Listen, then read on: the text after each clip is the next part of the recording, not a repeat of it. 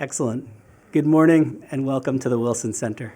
My name is Benjamin Gadan. I'm the director of our Latin America program here. 5 years after the Nicaraguan security services brutally repressed peaceful protesters, I wish we were gathering today under happier circumstances.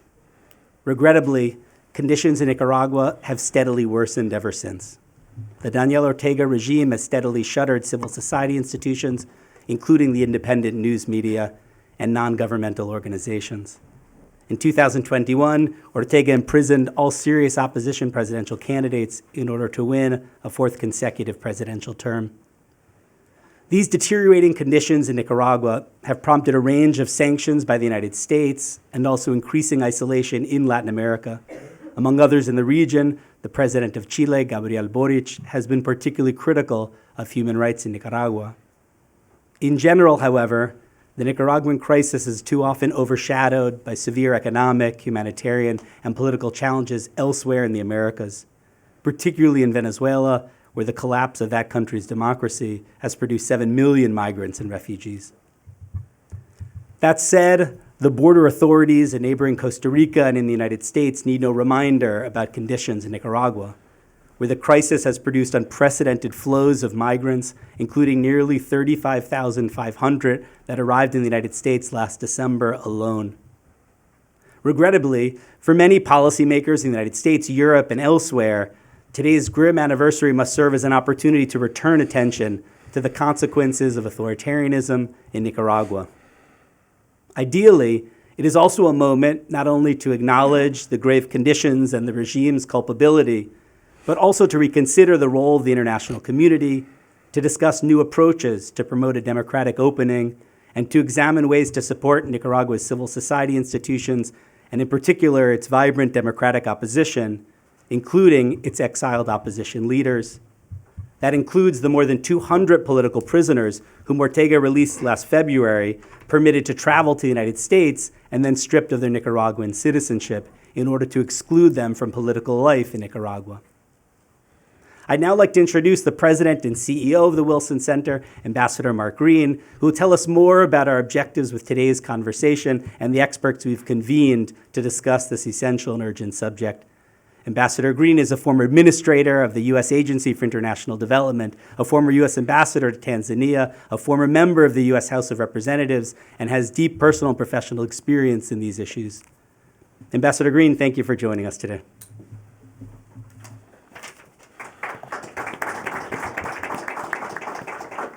Thank you, Benjamin, and welcome, everyone. You know, the Wilson Center is unique in Washington, D.C. and the larger foreign policy community. We're congressionally chartered, we're scholarship-driven, and we're fiercely independent and nonpartisan. This unique status also creates a unique obligation, an obligation not to duplicate what others are doing, but to seek out areas that need more attention, to seek out areas that need greater focus, areas where our objective approach can make a difference and add value. And that's what brings us here today. Simply put, we believe that policymakers must do more to take on the challenges and opportunities in our own hemisphere. The Wilson Center recently launched a new series called The Hemisphere of Prosperity and Freedom. Why prosperity? Because all of us in the Americas deserve a chance at self-reliance and opportunity. Why freedom? Because that's what distinguishes us as Americans. The call for liberty is in our blood. We have fought for it throughout our history, and we will strive for it the rest of our days. We are truly fortunate to have this series led by someone who is known throughout the world as a leader in prosperity and freedom, the former president of Colombia and now Wilson Center Distinguished Fellow Iván Duque. In modern times, too many parts of the Americas have been darkened by tyrannies who are guilty of ongoing human rights abuses and atrocities. The first event in the Hemisphere of Prosperity and Freedom series focused on what is happening under the brutal reign of Nicolas Maduro, how so many innocent families are being crushed by his policies and his abuses. Today we shine a light on a regime that is quickly becoming Maduro's dictatorial peer, the Ortega regime in Nicaragua. Today is a sad day, as Benjamin mentioned, the 5th anniversary of Daniel Ortega's brutal crackdown on democracy protesters. According to the Inter-American Commission on Human Rights, it led to over 350 people being killed. I was USAID administrator at the time. I remember, like yesterday, seeing the images of everyday Nicaraguans marching and waving their country's blue and white flag, only to be met with violence and brutality at the hands of Ortega's police and paramilitary. I recall the brave independent doctors who provided assistance to young students desperately in need of medical attention. I remember the priests who opened their churches, offering a safe haven for protesters who were fleeing the bullets.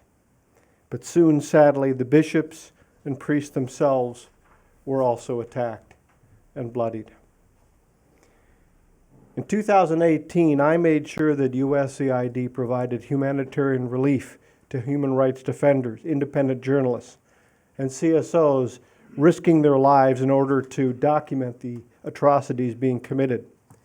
When I spoke at the 2018 Ministerial to Advance Religious Freedom at the State Department, I reminded the world that Daniel Ortega was calling the Roman Catholic Church itself coup-mongers.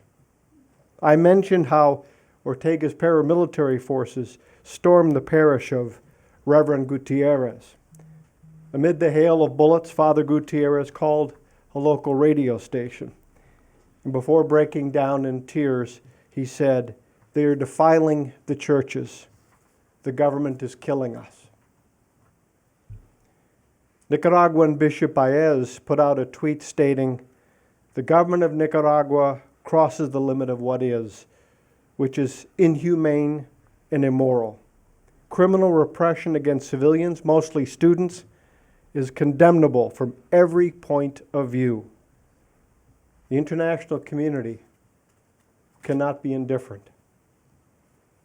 He was right then, and he is still right today. We can't be indifferent, and we must not be indifferent. In response, of course, Ortega has predictably tried to blame the U.S. for all of its problems, essentially alleging that the CIA is hiding in the shadows and in every doorway. While he might have been encouraged to play that phony card by Moscow or Havana or Beijing, the good people of Nicaragua are hardly so gullible. They see the fear in the eyes of Ortega and his cronies. They know he is afraid to let his people speak their minds, freely worship their creator, or have a choice at the ballot box. In the 2021 elections, after all, Ortega simply blocked any real opposition voices from running, and then he threw them in jail to make it official. Some were held there for over 600 days, including Felix, who is here with us today. 222 were recently released, as Benjamin mentioned, and then promptly expelled, hoping to ensure that they could not speak out again to Nicaraguan audiences. The regime continues to target and attack the Catholic Church. It has broken up diplomatic relations with the Vatican. It made Easter processions illegal and unjustly sentenced Bishop Rolando José Álvarez to over 26 years in prison, largely because he refused to be expelled. But Nicaraguans won't be silenced, and they won't go quietly. And the world is watching. The UN recently released an independent rights probe detailing evidence of torture and crimes against humanity. Why should this matter to us? Why should we care? Well, thanks to Ortega's policies, economic mismanagement, and corruption, Nicaragua is now the second poorest country in the hemisphere. Inflation is rising rapidly, as are energy prices and food insecurity. And Nicaraguans are responding about the only way they can, in desperation, fleeing the country in record numbers. Places like Costa Rica and to the U.S. It matters because the regime is creating a haven for Russian and Chinese imperialism. It matters because Ortega's attacks on religious freedom, human liberty, and human decency violate the most basic of norms. And those suffering most, they're our neighbors. They're fellow Americans. With that in mind, I'm honored to turn things over to our speakers and panelists, and they'll help us understand and analyze the current political, human rights, and national security conditions in Nicaragua today. But first, I'd like to introduce Commissioner Stephen Schneck of the U.S. Commission on International Religious Freedom. He recently retired from Catholic University of America in 2018 after more than 30 years there as a professor, department chair, and dean. At the university, he was also the founder and longtime director of the Institute for Policy Research and Catholic Studies. He served as the administration of President Barack Obama. He served the administration as a member of the White House Advisory Council for Faith-Based and Neighborhood Partnerships. We are truly honored to have him with us today because religious freedom matters. Religious freedom is important. Religious freedom is a universal aspiration, and we must respond when it is under attack. Thank you, Commissioner, and the podium is yours.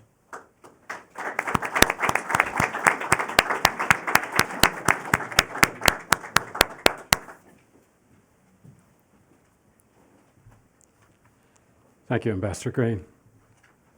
Good afternoon, everyone, and special thanks to the Wilson Center for holding this event to commemorate the April 2018 protests in Nicaragua and for inviting me to elevate the pressing issue of religious freedom violations perpetrated by the Ortega regime in the weeks, in the months, and in the years since then.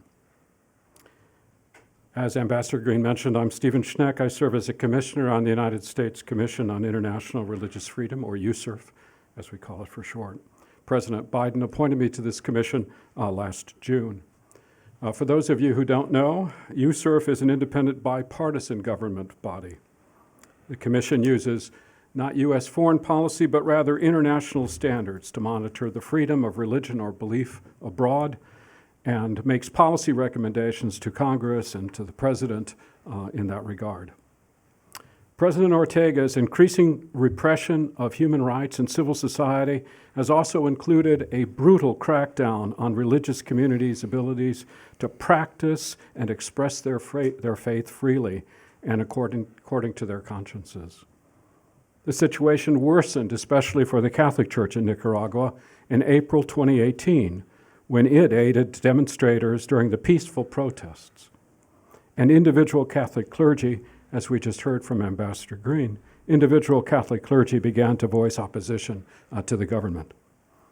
In keeping with its religious views and commitment to social ethics, the Catholic Church provided sanctuary and medical aid to protesters during the initial clashes.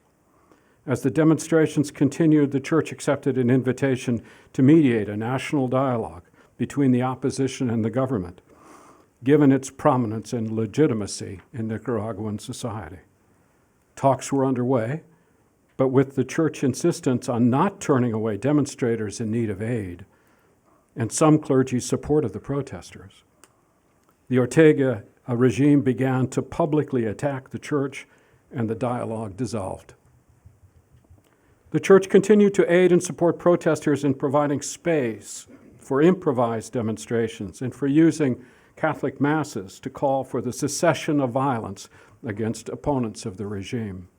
Some clergy, like Bishop Silvio Baez, unambiguously denounced the Ortega regime and its proxies in the streets. Initially, Bishop Baez maintained a low profile, opting to deliver his weekly homilies from a secluded seminary in the outskirts of Managua. However, his situation became untenable in June 2018, when he was warned that he was the target of a planned assassination. In response, Pope Francis recalled Bishop Baez back to Rome indefinitely, and he eventually settled here in the United States.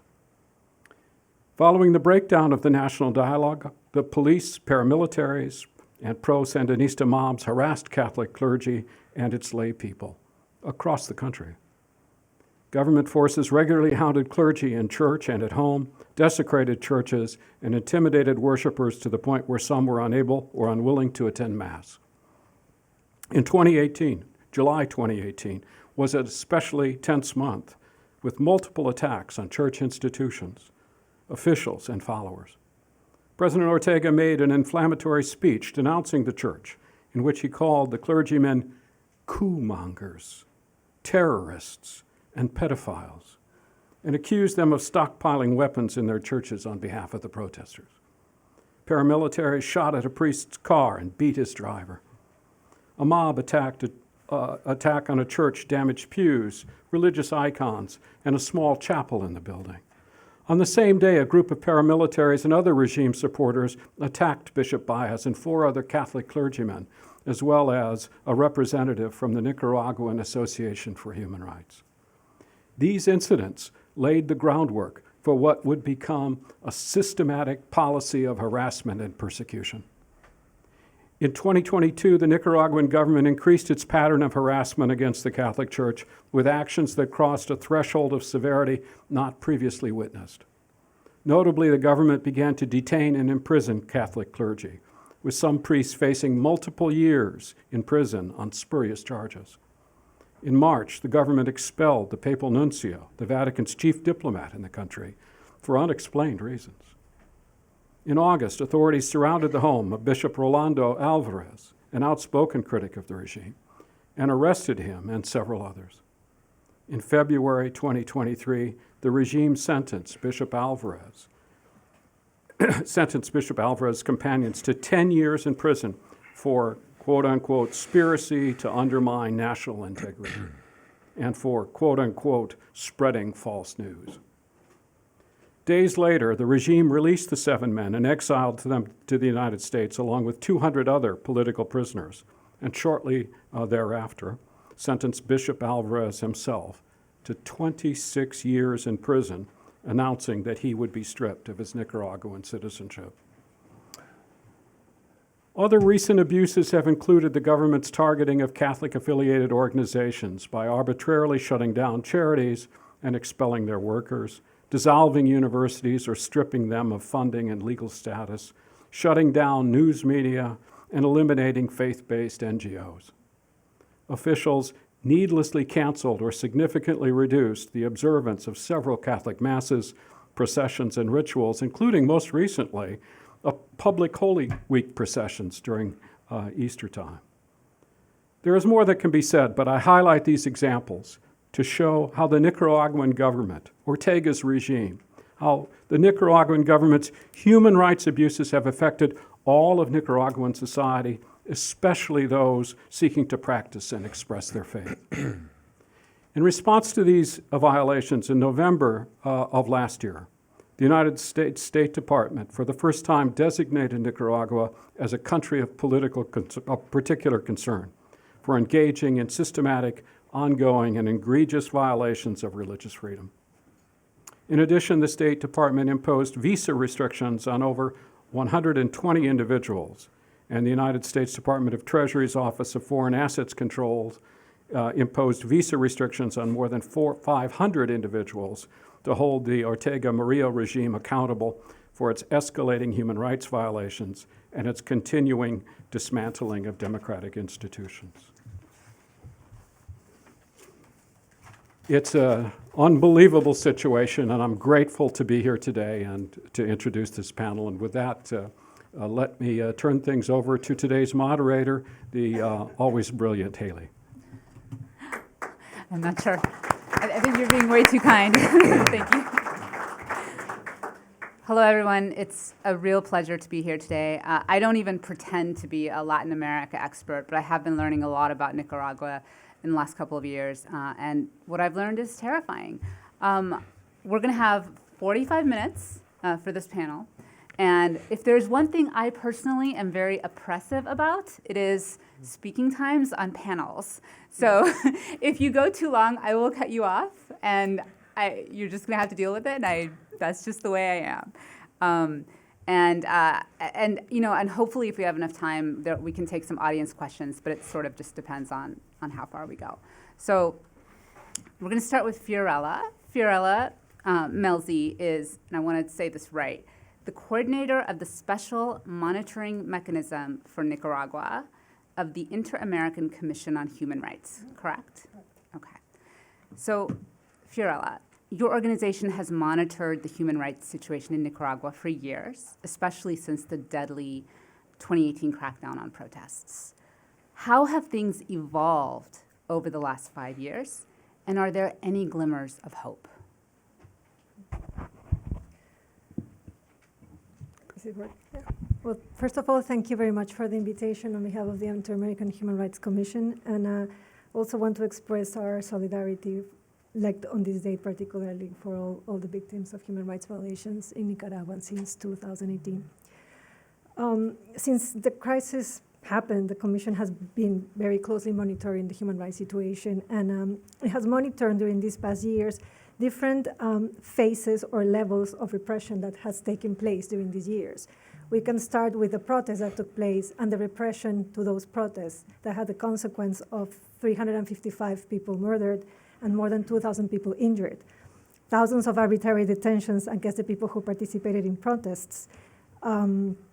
Detentions, criminal cases or criminal proceedings illegally, lack of due process, the closure of the civic space against any person or any organization that was considered against the regime or the government, including the media, as was mentioned before. More than 3,000 organizations have been closed ever since, even organizations that deal with economic rights, social rights, health issues to help the population in the country.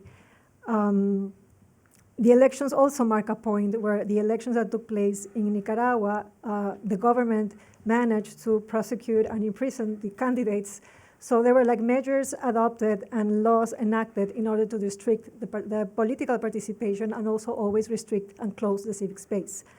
During these years, the church has also suffered. The church who played a very important role during the 2018 crisis. And let's not forget that they were like maybe uncomfortable to the government, so there's repression. Now we have Monsignor Obispo Álvarez in prison, and also again like sentenced for many years with lack of course due process.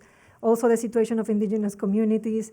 Now this year particularly, the depriving of the nationality of more than 300 people, the deportation of Nicaraguans who were imprisoned, illegally imprisoned. Also, we still have more than 24 political prisoners in Nicaragua. Stripping the nationality also means that they become stateless and they lose all the rights, their properties. So we are seeing a complete closure of civic space participation. What we saw a couple of weeks ago with detaining people because of religious celebration against the freedom of religion, it shows us that the situation is getting worse. And I just wanted to mention that the Commission last year, during the time of the election, issued a report about the concentration of power and the undermining of the rule of law in Nicaragua. And it documents that this didn't happen in 2018. It documents that this was planned or it started like years before the crisis. So that's how like the government slowly started concentrating power by negotiating with other political parties, but also modifying laws and the structure in the executive in order to control the other branches of government. So there's no rule of law and the complete concentration of power, and of course a lack of judicial independence, which is the reason why all these things could happen, and they're still all in complete impunity. So no glimmers of hope? Well, I think all what I said earlier would answer your question.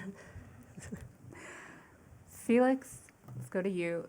Felix Martiaga is a former Nicaraguan presidential candidate. Don't get into the U.S. presidential elections. I won't, I promise. It's insane. Former Nicaraguan presidential candidate and opposition activist who was imprisoned and is one of the 222 who was recently released, and who had his citizenship stripped as a result. So Daniel Ortega and Rosario Murillo took these actions against you just a few months ago. Can you describe the status now of the Nicaraguan political opposition? How can it mount a challenge to the regime when it's basically been expelled from the country? Now, thank you for your question, and I'd like to add my words of gratitude to the Woodrow Wilson Center for opening its door, and also my words of gratitude to my friends from the Nicaraguan community here. I'd like to acknowledge the presence of some of the former prisoners who were in that flight. Thank you for being here. The opposition is persecuted, is forced into exile, has been imprisoned. Over 3,000 nonprofit organizations has been shut down, including universities, faith-based organizations, charity organizations. Over 600,000 Nicaraguans have been forced into exile. And all that has happened because Ortega is afraid. It's not us, the opposition. It's the oppressor, the one that is afraid. And that's why he's persecuting the church. He's persecuting human rights activists.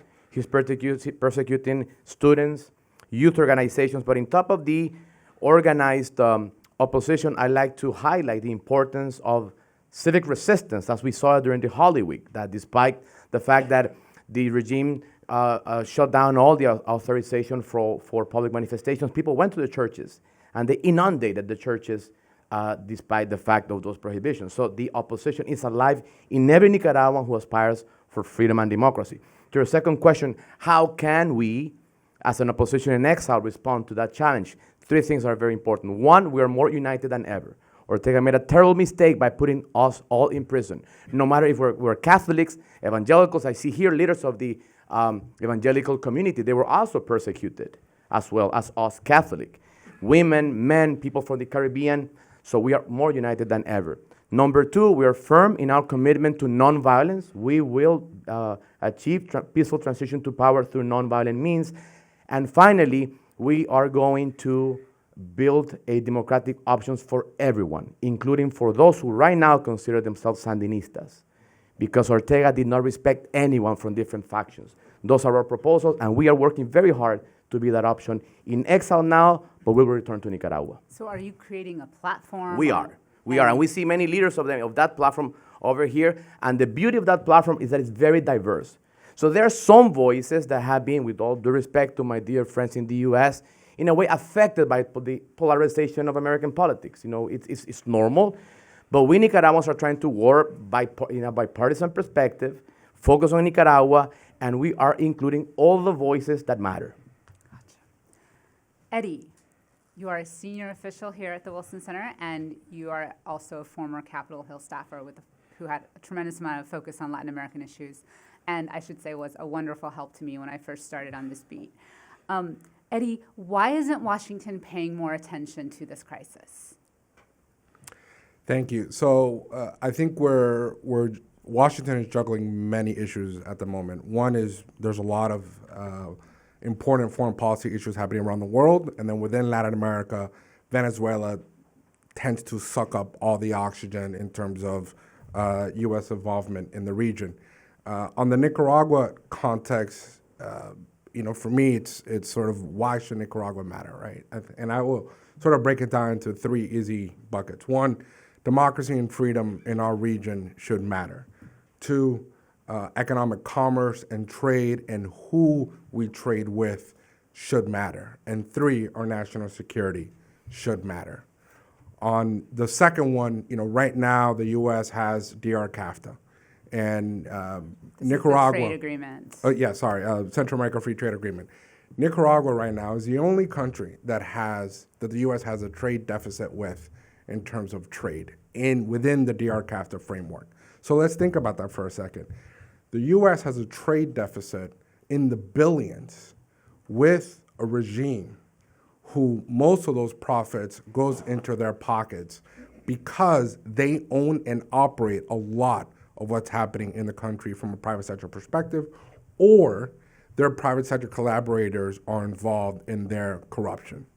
On the national security space, we're seeing a regime who has let nefarious actors create a staging ground in Nicaragua.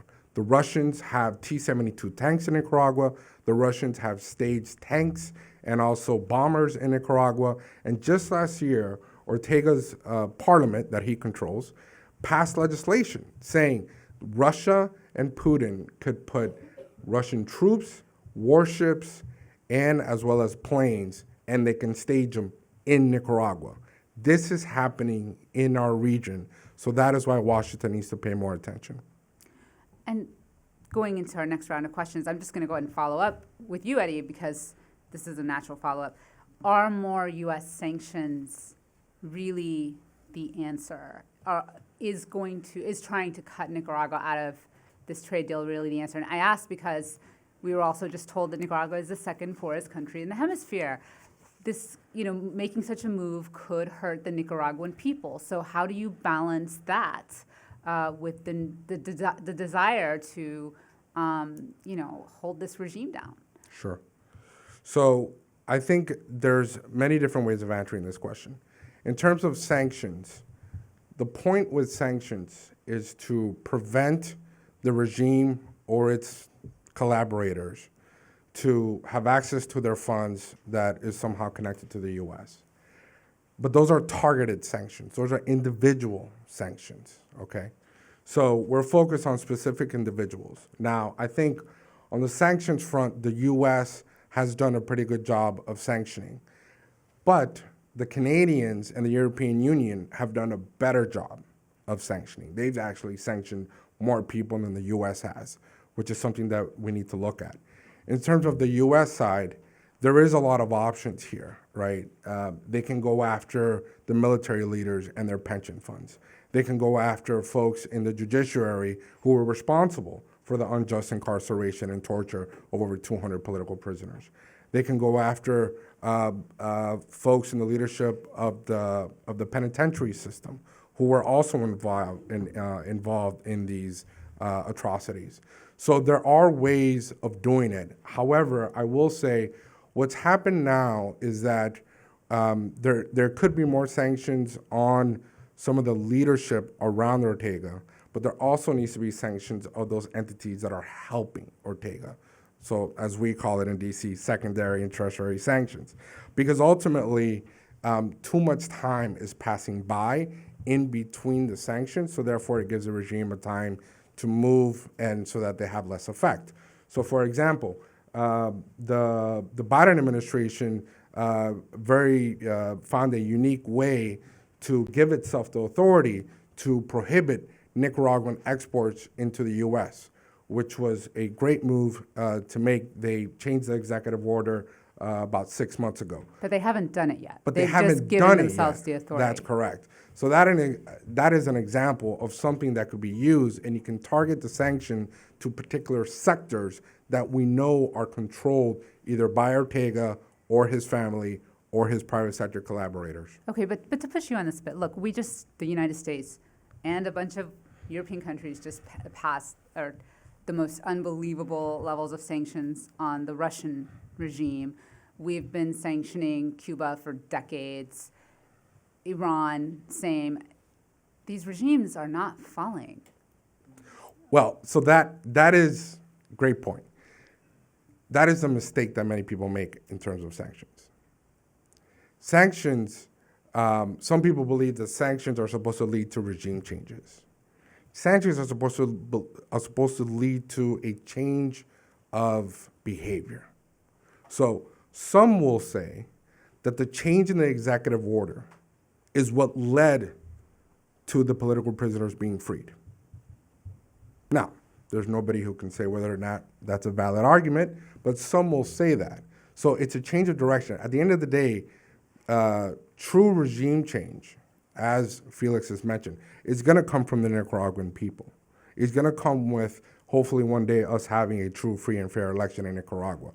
Regime change is not going to come purely from sanctions. So if we hold it sort of using that benchmark, then people will say sanctions failed. Behavior right? change. Behavior change, not correct. regime change. But ultimately, the point of the sanctions is to eliminate the ability for folks to have access to funds or not be able to come to the U.S. Now, what's happened in the sanctions evasion front, and we've seen this, is that countries have become more astute as to say, okay, if you're going to sanction us, then we're going to have better relationships with Russia. We're going to have better relationships with China or Iran, and we're going to use that in a way to evade sanctions. And that's the subject of my next question for Felix.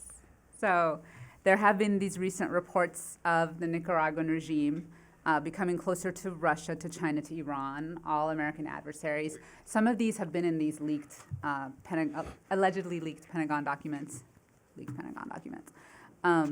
And, you know, you do also hear reports of like the Russians, the Chinese, and others creating these mechanisms to transfer funds that have nothing to do with the US dollar as a way to evade sanctions. It would not stretch the imagination too much to think that Nicaragua would want to take advantage of some of these relationships. Where do you see these ties going? And did you ever get any personal sense of the influence of these countries like Russia and China during your captivity in Nicaragua? Yes. The answer is yes. It's clear that Ortega continues to see in China, also Russia and Iran, the sponsors of his anti-American sentiment. I'd like to remember that back in July 2008, I was invited here at the Woodrow Wilson Center to co-write a book on what's called the Axis of Annoyance. And we labeled the book the Axis of Annoyance because when researching the relationships of Ortega with Iran, with China, with Russia, at the time we did not see any real sponsorship of the regime in terms of real money. There was real money from Venezuela, not from China, not from Russia. This is 2008? Here, and you can actually go and see the video from July 2008, and we spoke about that. We had written a paper back in 2005 calling for American authorities to really pay attention to the Sandinista Party. My argument in my 2005 article was actually that the Sandinista Party was closer to the Communist Party of China, and that at some point Ortega was going to break relationships with Taiwan. So it was a matter of time for Ortega, if he would access to power, to welcome China into the American area of influence. This is Central America. But to the point of your question, number one, Ortega has opened the doors of Nicaragua to establish an espionage base from Russia, and that has been reported. The Washington Post did a big piece on that, and it happened in the nose, with all respect, of the US administration. Also, Ortega welcomed Mahmoud Ahmadinejad in 2007 and 2008 two times to establish a relationship with Iran and removing all controls of migration to Iranian people that were actually sanctioned by the US to work from Nicaragua. That happened here. I came here several times, 2009, 2012, the video is there, to warn about that situation. We were considered crazy by talking about that. So the axis of annoyance now is truly an axis of evil, because now we're seeing that based on those leaks, the Nicaraguan army is already talking to the Iranis to see what kind of military cooperation can then happen. On a final note on your question, Ortega knows that Russia is distracted with the Ukraine war, so he's not receiving any real financial support from Russia. So they're working very hard with China, for China to fill the hole of funds. And I think that China is a different game. I think that Russia is more an emotional tie with the Sandinista Party because of the former Soviet Union linked. But in the case of China, China has, as we said once again and I'm sorry for the commercial, but I really want you to read that Woodrow Wilson document. Really, Ortega and China are talking and trying to use the weakness of some political scientists in the US that are talking about this kind of a postmodern view that we're no longer in a global war, this postmodern view that China and Russia can somehow have a peaceful rise to power. That's not true. China has clear objectives in putting their influence in Central America, and they're doing it very fast with the support of Ortega. And just real quick, I'm going to add real quick one second, sure. That U.S. Southern Command has been almost the only entity that for years have been raising these red flags. The commanders have said time and time again that Cuba, Venezuela, and Nicaragua are letting external state actors such as China, Russia, and Iran use their countries as a base for operation. And more attention needs to be put on that, because I think it deserves that sort of elevation on the priority list, because this is happening. And let us not forget, there's a reason why just this week, Russian Foreign Minister Lavrov is in Brazil, Venezuela, Cuba, and Nicaragua, making stops along those countries. So this is something that needs more U.S. attention. May I add to that? And he announced in his trip that actually Russia will obtain observer status at the Central American system of integration. Fascinating. And Lavrov will be at the UN next week. Fiorella, it's pretty rare to see a woman dictator. And as a woman, I don't really know how to feel about that. But one thing I've noticed with the Biden administration that I just think is fascinating is they never call it the Ortega regime. They refer to it as the Ortega Murillo regime. Mm-hmm. Now, from everything you've learned, though, about this regime, who is really in charge? Is it Danielle or is it Rosario? And how are they getting along? Well, I think many people here in the audience will know more about that than from the Inter-American Human Rights. But with the American Human Rights, the Inter-American Commission determines states' responsibility, not individual responsibility in the first place. But I would like to say that in this case in Nicaragua, it's always been addressed in Nicaragua, as you say, like both. But they're like the face of the party. But they cannot do, or they cannot have done what they have done in the country if they didn't have support, like they're not alone, right? In order to have this complete control and lack of judiciary and a lack of Congress and a lack of rule of law is because all of these other components and the people that are integrating these bodies are definitely part of this. So you cannot talk about two people, you have to talk about a group of people involved in all these human rights violations. Not only judiciary, Congress, but also the police, the force. But, when I talk to people about this, and again, I'm not a Latin America expert, the thing I always get is, especially U.S. officials, they're like, look, this is becoming a family dynasty, right? And so Laureano is one of the people who's mentioned, although, when I first started reporting on this a couple of years back, the U.S. officials really weren't sure which kid. Now they're increasingly saying Laureano. Is it a family dynasty or is it really a party situation? I mean, who's really running things? Well, from the perspective of our human rights monitoring, we can say that we know from the news that everybody in the family is involved. But who's running the things, we cannot tell. Felix, do you want to share any thoughts on that? I think that sometimes when this argument comes in a way, it's being used to excuse Ortega from his direct crimes. He's as responsible as Ortega Murillo. They're both criminals, and they both deserve to be punished under international human rights law. So let's start this time with Felix. What has life been like so far out of prison and in the United States? Oh.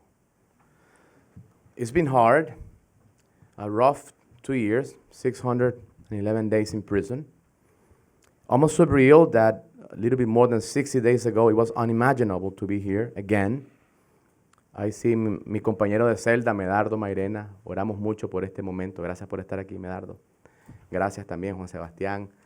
Thank you to Vicky and to Berta, who are relentless advocates for our freedom. I think that without the work of our families, none of us would have been here. So I feel more connected to my spirituality and my faith. This is truly a miracle. I know that in this type of panels, we don't thank the Lord. It's typically not to really express openly our faith, but I need to say it. I give grace to the Lord in my case because I think that it is truly a miracle. It was unimaginable in such an inhumane place.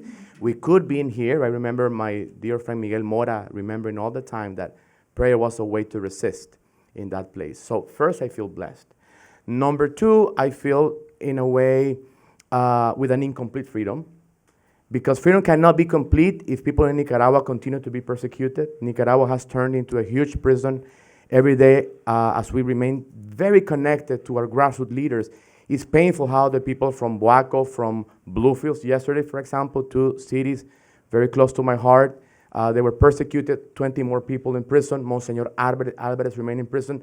So in a way, it's very hard, Naha, to enjoy freedom and to enjoy the sun and the opportunities of being in this wonderful country that welcomed me Many, many years ago when I was a refugee and I crossed the border between Mexico and the US, I've told that story many times, a story and a half that I did not share before, because I think that it's important for the American people to know that when the American people worked in welcoming refugees who are fleeing for authoritarian regimes, they're standing very high at the ideals of this nation. This place is called the Woodrow Wilson Center.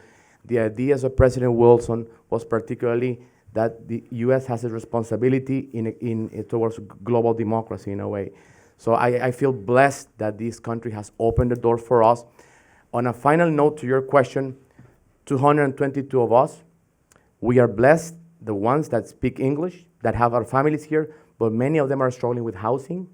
Many of them are struggling with insurance. Many of them do not speak the language. And we do not have, at this point, concrete support for the most vulnerable. So I would like to take the opportunity of your question to talk to the US Congress and to please pass a law to support not only these 222 people, but also our families. Family reunification is very important. They don't have passports, they cannot travel here. So for both our opposition work, for those of us who remain committed to democracy in Nicaragua, is my passion, is my life commitment. I will remain working for that until I see a free Nicaragua. But others will be absorbed into the beautiful melting pot of this country. And for them to know that, they need skills, they need funding at least to get their feet. They're not asking for charity. They need asylum. They need as well support for housing. So we are having an emergency now. So I'd like to use your question or my personal case to shed a light on that situation. And my understanding is, like the Afghans who were airlifted here, the Nicaraguans who are here, the 222 are here under humanitarian parole for the most part, right? And that's a temporary status. And I don't know if Nicaraguans are under TPS or not. Well, this particular group, if I may add, Yeah. you raised the example of the Afghan case. Yeah. That's exactly what we're asking, because we do not have that same status. Right, TPS does We apply were, to Afghans. the TPS has worked for other demographics, but for the 222 in particular, we are under humanitarian parole, Yeah. but with not exact fundings to support the insertion of this group. I don't know if Eddie wants to elaborate on the TPS. No. I was just going to say that, there's multiple avenues for Nicaraguans. Congress a long time ago passed what's called La Ley Nácara, which also sort of tries to help in this front. But ultimately, they are still in limbo. Fiorella, what does the crisis in Nicaragua say about Central America or Latin America more broadly when it comes to democracy and human rights? I think it's an important message to the international community to pay attention of law changes, internal process, and structurally that can have an effect on the independence of the judiciary, that can have an effect on the democracy, and any restriction to civil liberties that can have an impact on human rights. All of these have the effect that, and you see, this was a process that took place in the 90s until now, so it's been slowly graduated, been happening in front of the international community.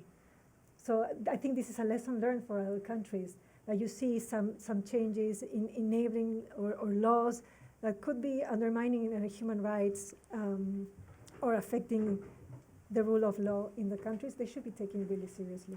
So it's this idea of the frog kind of slowly boiling, and if they do these things incrementally and we don't say anything, and then suddenly next thing you know, it's a dictatorship. It could be too late, yeah. I find this really fascinating because I just did this big project on the U.S. Department of Justice and their lack of enforcement of U.S. sanctions on Russia related to the Ukraine war from 2014 onward. And basically they did nothing until 2022. And suddenly they did everything that they should have done, could have done years earlier, going for cases that were years and years old. And it just made me think, why didn't you move sooner? Why didn't you act sooner? If you had acted sooner, if you had been louder sooner, maybe you could have prevented something from happening. And it's a very, very challenging thing. But this kind of leads me to you, Eddie. One of the most startling things, again, that I learned as I've been learning about Nicaragua was, Daniel Ortega was a freedom fighter, right? I mean, or maybe that's not a term I'm allowed to use. He was a Sandinista. He fought against a dynastic regime. He overthrew it, and now it seems like he's become what he fought against in a way. And so my question then is, does power make people crazy, or are crazy people just more attracted to power?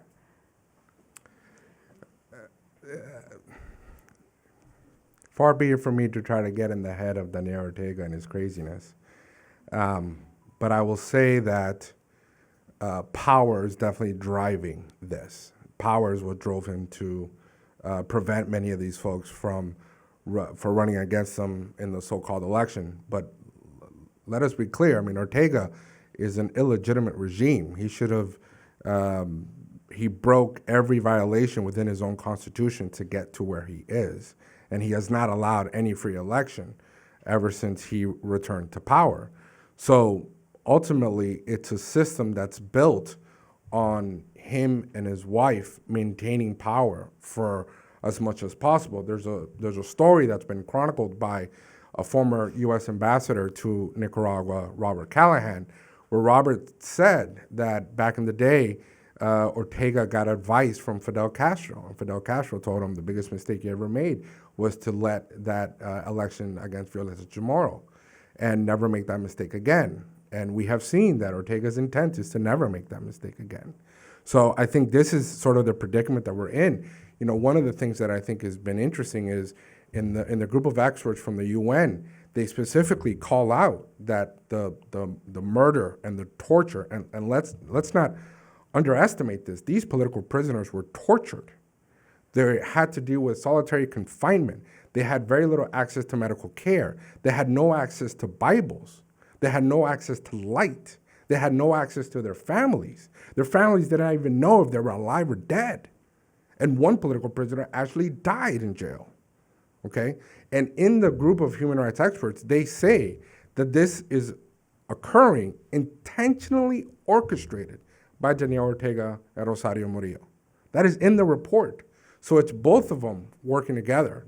You know, another thing, just lastly on this, that I think is important, one of the things that Ambassador Green mentioned was our time during USAID and the assistance that was provided, that we were very proud to provide to the human rights defenders. One of the things that we noticed at that time was there was a lot of misinformation on Facebook for the most part, and a little bit on Twitter as well, that was happening. And we did our due diligence. We reported that to Facebook and said, hey, this is happening. You may want to take a look at this. Little did we know, years later, Facebook came out with a report that said one of the largest troll farms, bot farms, I don't know what it's called, that they have ever found in the world was in Nicaragua. Extraordinary. Okay? And that was a report that came out years ago saying this is what we found, and that was orchestrated by the regime to do misinformation against the Nicaraguan people. So, you know, these are elements that I think need to get a greater focus, and I'm very proud of the political prisoners and very thankful for your sacrifice. You risked your lives for what's happened. And it's true what Felix says, you know, there's still, I think, almost 40 political prisoners that are still left. Yeah. But really, all 5 to 6 million Nicaraguans are living in these horrific conditions in Nicaragua. Thank you all so much. We're on a tighter time frame than I realized, so that marks the end of this panel, but it's obviously a saga that's going to continue, and I know I will do my best to try to follow it and write about it, and I just hope that more people pay attention in Washington as well. Thank you all so much, and the next, President Duque. Am I introducing him? Sure. Really? Oh, wow. I guess I'm going to introduce someone who needs no introduction, former President Iván Duque of Colombia.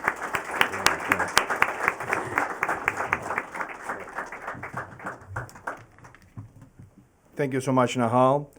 I want to, first of all, express my gratitude to Ambassador Green, to my good friend Eddie Acevedo, also Commissioner Schneck.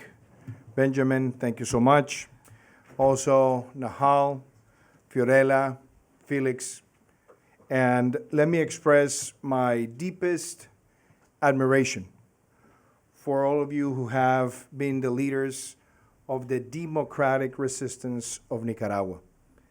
We're here not only to express our solidarity, but also to reiterate that you're not alone, that the battle for democracy is a battle that has to take place every day, and that we are all going to support you in order to build a free Nicaragua.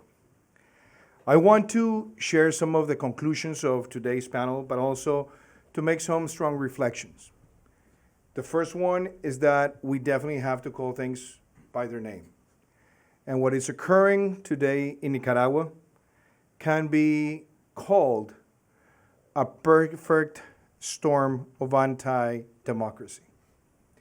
It is a perfect storm of anti-democracy because all the independent institutions have been annihilated, and they have all been assumed by a dictator. It is a perfect storm against democracy because all expressions of religious freedom have been threatened, because the liberty of education has also been threatened by the closing of universities, and also free press have been not only repressed but annihilated. All that has to let us know clearly that this leads us to another element, which is that Nicaragua has become the copycat of the brutal repression regimes in Venezuela and in Cuba.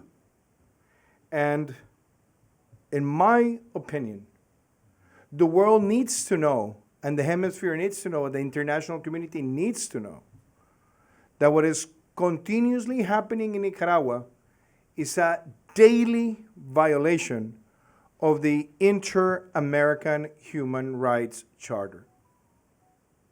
That has to open the eyes of the whole hemisphere, because silence can make us accomplice. And silence can also be the trigger of future violations, not only in Nicaragua, but in other places of the region. Also, what we have seen in Nicaragua is a permanent violation of the Inter-American Democratic Charter. And just those two major violations of two of the most important documents or guidelines for the hemisphere need not to remain in impunity. Obviously, those elements are also combined with other situations that represent a major threat for the hemispheric security. Today, the Ortega regime has become the #1 ally in Central America of all the Russian interests. The regime has turned Nicaragua into a safe haven for espionage, for Russian espionage, as Felix well described. And they have also offered the Nicaragua territory to become a center of Russian operations. That also leads us to say that Nicaragua has become a safe haven for corruption. The Ortega Murillo regime has become a safe haven for money laundering for their own cronies inside government. And it has also become a dangerous place when it comes to all the smuggling operations of cartels. We have to call things by their name, but we have to reflect on what comes next. I have to say that, as Eddie Acevedo well pointed out, sanctions are necessary. Sanctions are not the way dictatorships fall, but are necessary. And sanctions need to remain and to be strengthened and to be very well focused on those who are the main gainers of this corrupt regime. And that requires that the sanctions against those who have enriched themselves in the Ortega Murillo regime have to suffer the consequences of being the sponsors of such amount of terror. Second, it is needed that Daniel Ortega is accused before the International Criminal Court.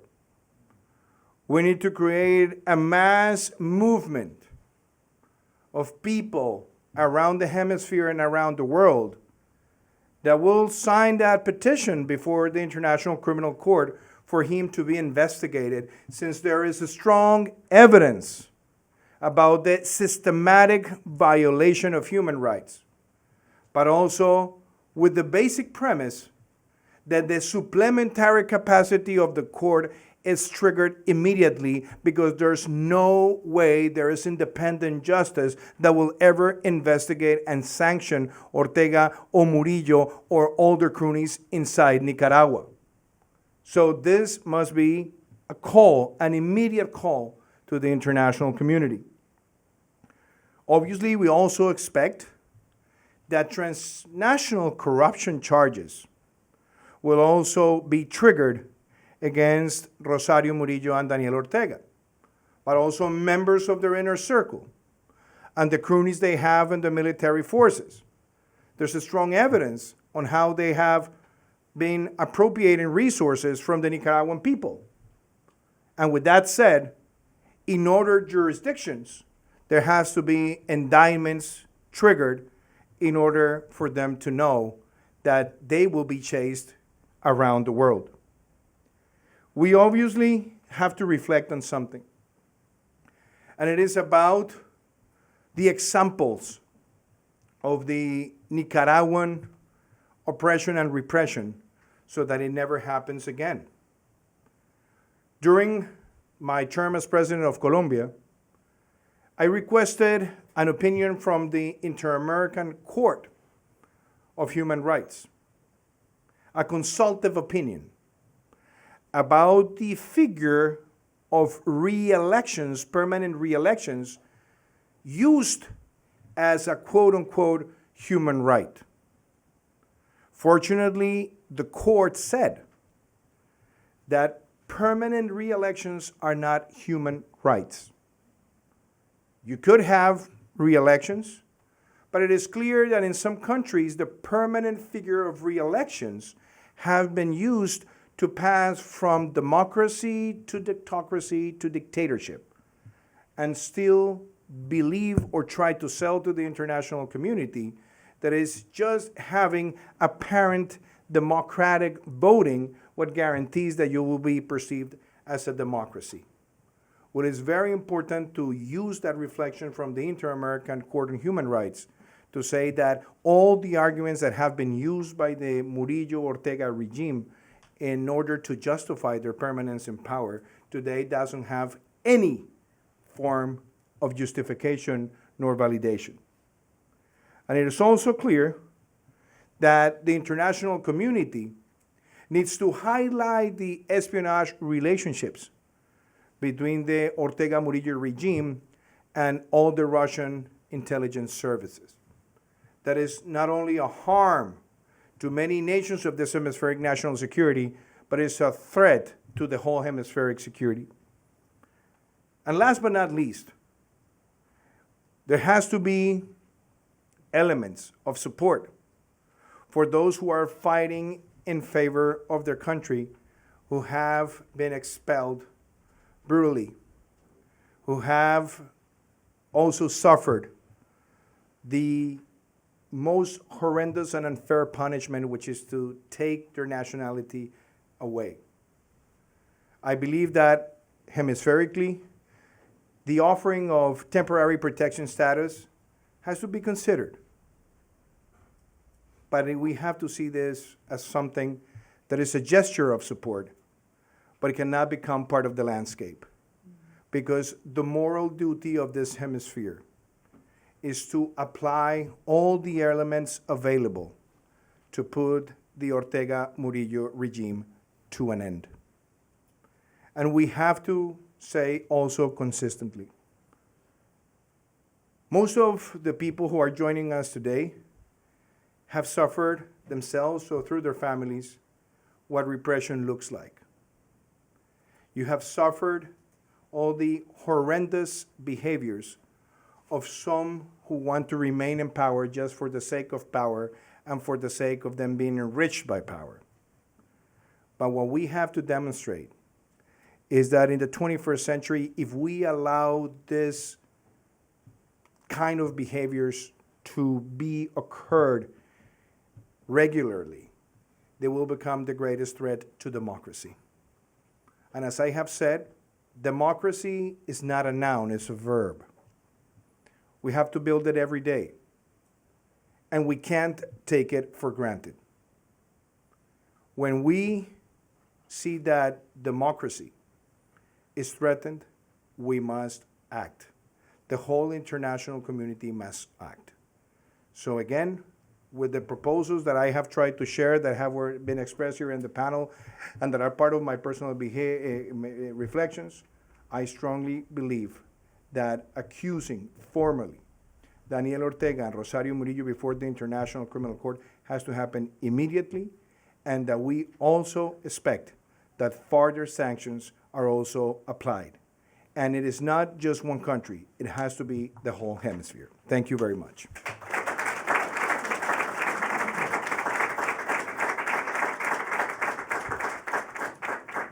Thank you all very much. This concludes our event this afternoon. Have a nice day.